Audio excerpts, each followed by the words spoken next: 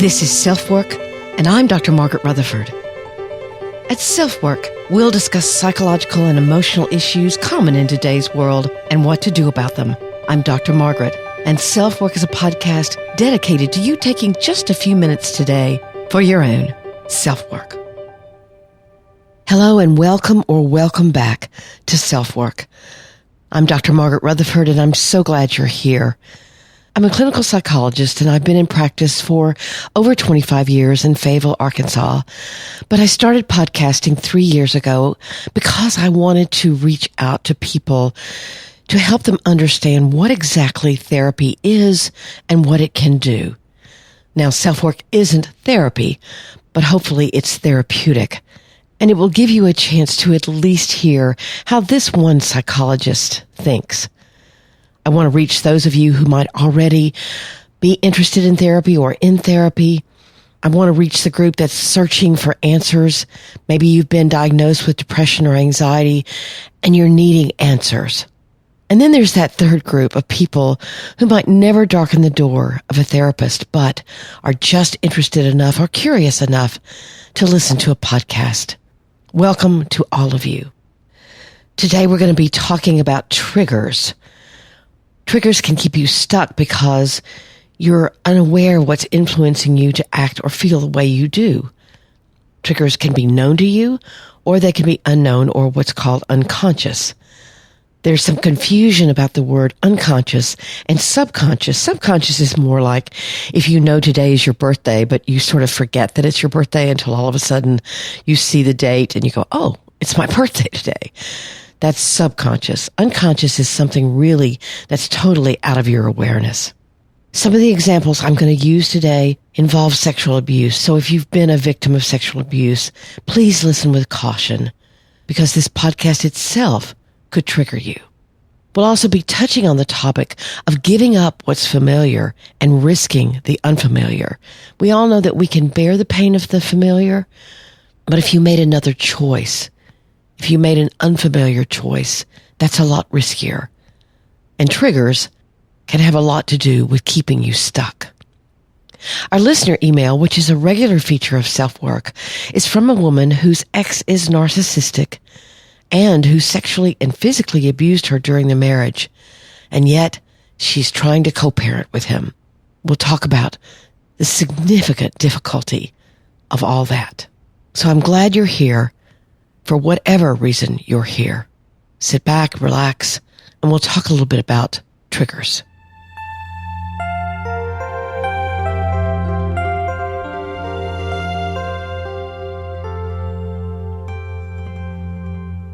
There used to be a show on TV called Wife Swap. I'd watch it simply because it was ridiculously melodramatic and would make me laugh after a long day. Two women from two very different marriages would agree to go live by the other woman's rules for a week and basically live the life of the other. Then the second week, the host family had to follow the rules of the new wife and mom, the ones that she had been following at her own home. Of course, the women were as extremely unalike as the show's producers could find. Perhaps one spent 30 minutes of quality time with her children every day versus the other whose whole life was about serving the needs of her family. Or one was a farm girl up at 5 with the chickens, the other a corporate executive in high heels and couture clothing. As each woman read the new agenda for the first week, you could hear their seeming discomfort, probably exaggerated for the TV audience. And we'd watch them try to mold themselves into someone else's life, doing things quite unfamiliar to them. Then get their quote-unquote revenge the next week by being in charge of the family, where they had to do the unfamiliar. Then you'd watch as both couples discussed the 2 weeks and they either learned a lesson or they got mad or defensive. It depended. There's another example of this kind of process on Food Network. There's a show where either Robert Irvine or Gordon Ramsay demolish a restaurant and rebuild it in a day or two. But they also ask the owners of the restaurant to give up their familiar and often disgustingly nasty patterns of behavior and risk new ones. We watch tears and anger and disbelief and relief and joy and all kinds of emotions as the folks who own the restaurant have to find their humility and realize the literal mess they've made of things. However, one of the more interesting things was also to note at the end of the show what had happened a year or so later after the TV crews were gone. Had they been able to maintain change? Had they gone back to the familiar, or had the unfamiliar actually morphed into the familiar? As a therapist, I've watched people try to change their lives in many different ways. Often those efforts will be going quite well, and then, bam, you're caught by surprise, not knowing exactly what to do. Your stress level is high, so you turn to what's old hat, to that familiar, even if unhealthy, coping strategy. Recovering alcoholics with years of sobriety under their belt relapse. Couples who begin to learn healthy communication skills, but then have an extensive visit from family. And what happens? Their newly minted patterns deteriorate into the old ones. Another example is your healthier eating plan is going really, really well, and then one of your children has to go into the hospital, and out comes your favorite comfort food. We all do it, or it takes an inordinate amount of self-discipline and self-awareness not to do it. When you realize you've relapsed, you can beat yourself up and feel helpless about maintaining your intention, or you can realize that relapse is part of the process. It's essential to accept that you're not failing when you fall back into old choices or patterns. You're learning. And part of learning is making mistakes. Your intention and commitment can be renewed as many times as necessary. I want to repeat this. Part of healthy learning is slipping up. Part of healthy learning is making mistakes. Part of healthy learning is having compassion for yourself when you go back on automatic. It takes time to establish a new normal. Your focus has to be on the journey, not on the destination. You can, of course, get stuck in irrational thinking and hoping that something will change that literally does not have the capacity to change. But the focus today is on the aspect of learning that is tied up with slipping and going back on automatic. And that is very connected with what we'll talk about as triggers. A trigger reflects something has power for you today because of its association with the past. We all have conscious triggers, and some are pleasant.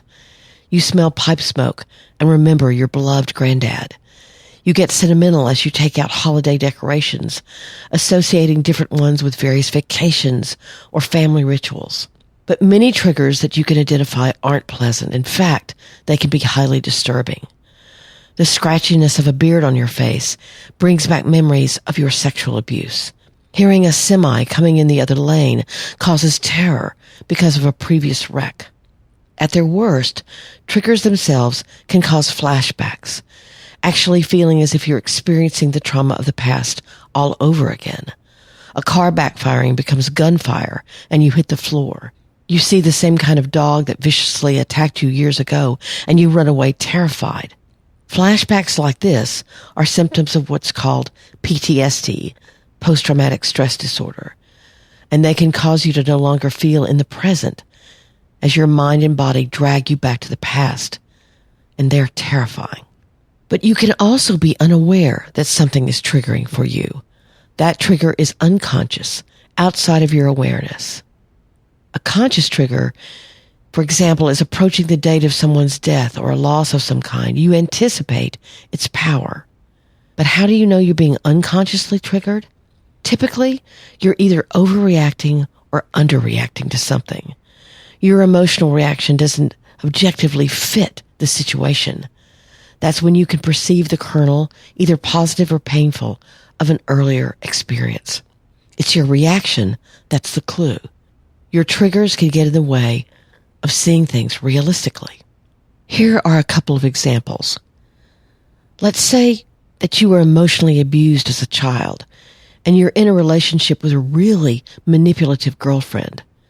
So you don't see your girlfriend's manipulation as manipulation. You underreact. It's familiar. The opposite, an overreaction, can look like this. Let's say you were raged at as a child, and your mom said she wished you'd never been born. So when your best friend reveals he's angry with you, you jump to the conclusion that he's ending the friendship. You overreact. The good news is you can become much more aware of what your triggers are. Maybe you notice that you always get irritated by people who pull out in front of you and you scream at them. Your trigger could lie in the fact that you tell yourself you're being disrespected. You overreact. Let's use the same example for underreaction. Again, someone pulls in front of you in your car, and what you do is you don't get mad. You immediately think it was your fault somehow. What could be the trigger? When in your lifetime have you been in situations where you were around danger and felt blamed, or you took the responsibility? So you're acting the same way as you did before. You don't even get irritated. You take the blame. Hopefully this is getting more clear. Triggers can be blatant or they can be subtle. For example, if a tornado ripped through your childhood home, you're likely terrified of tornadoes and get extremely emotional when one is close by. That's a blatant and conscious trigger. I'm hoping that this story will help you understand more subtle triggers that can keep old unhealthy patterns alive and well. This is the story of Janessa. She'd been a happy-go-lucky teenager and couldn't wait to get to college to see what lay in store for her. She'd come from a family of strong, adventurous women who were known for their tenacity.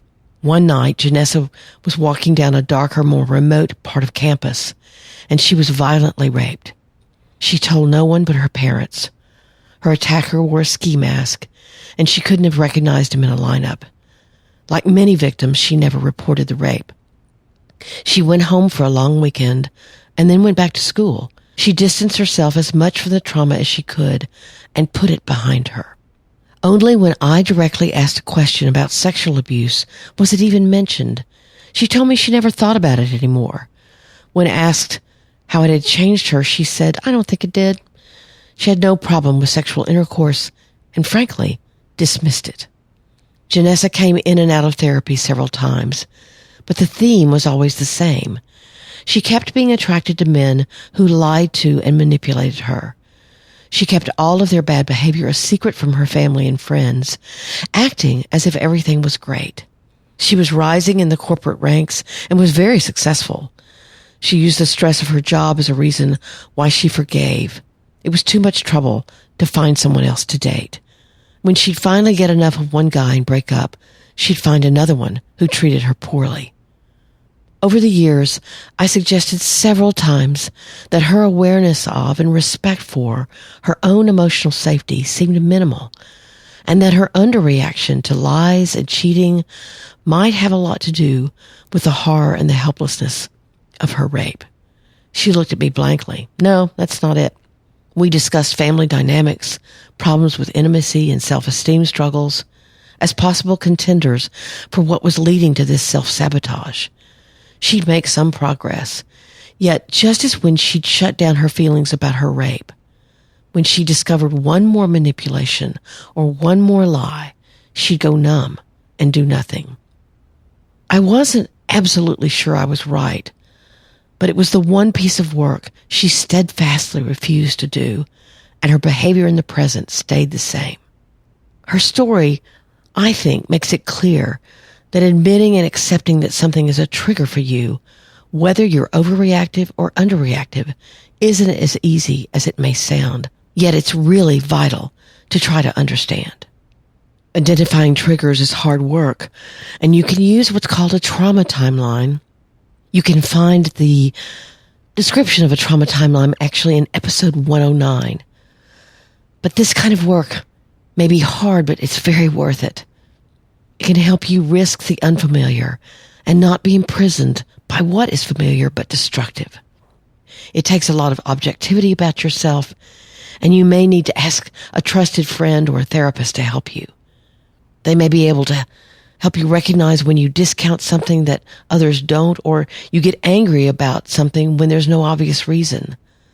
You can then write about what could be the possible trigger for that over or under reaction. Perhaps in the coming days, you can try to be mindful of your own reactions and see if you think they're over or under. Try to notice whether or not you're getting triggered, and if you are, jot down what's going on in that moment. Then see where it might fit in the past. Use your timeline for ideas. Ask yourself, why did I get so embarrassed? Or what's going on that I didn't even notice she was crying? It takes practice, patience, and self-compassion.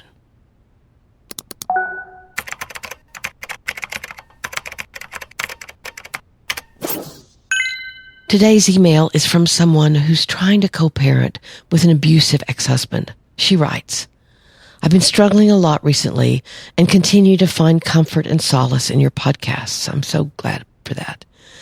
I'm recently divorced from an abusive ex-husband and am dealing with single parenthood while having to continually face my abuser. Listening to your podcasts helped me come to terms with the fact that he has narcissistic tendencies. The majority of the abuse I endured was verbal, and I was definitely exposed to stonewalling and gaslighting. However, there was also physical and sexual abuse present. Now that he's out of my house and I know that my son and I are safe, I'm trying to cope with the emotional repercussions of everything I endured. Talk about triggers. On top of making sure my son's well-being is a priority. I would love to hear a podcast on domestic violence, especially dealing with sexual abuse within a marriage. I still find myself questioning if I'm dramatizing my experience since he was my husband, but I've developed significant trust issues because of this. I've been working with a great therapist for a while, but would love your take. And do you have suggestions on how to handle having to face him since we have shared parenting of our son?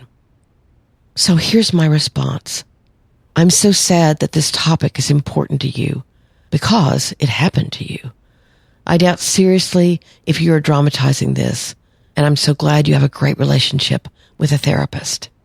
Shared parenting with a narcissist is just hard, and especially because he sexually abused you in the marriage.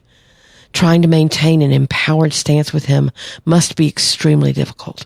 And of course, it's also hard to let your son go with him, especially when you feel you can no longer be a buffer and you're going to watch him deal with whatever your ex is dishing out. It may be, and often is, that a narcissistic parent will become a Disneyland dad or mom for a while. But when the child becomes more of his or her own person, then those problems can multiply. From my perspective, the best you can do is give them lots of permission to talk with you and realize that just like your realization took time, theirs will as well. When abuse happens in a marriage, it can be very, very confusing. I remember a woman I worked with many years ago now who really was regretting her divorce because she wasn't all that happy with her new life. And she would say to herself, maybe it wasn't all that bad. What I asked her to do was one weekend when she did not have her children, that she called together friends or family that she had confided in during her marriage and asked them what they remembered about what she had gone through. She came back the next session with tears in her eyes and about 4 pages of notes that she had jotted down from her meeting. She said, I'd simply forgotten how miserable I was and how bad the things that he did to me and said to me were. So please, just because time is giving you more perspective, please don't discount the struggle that was innate in your marriage. There was a good reason why you left.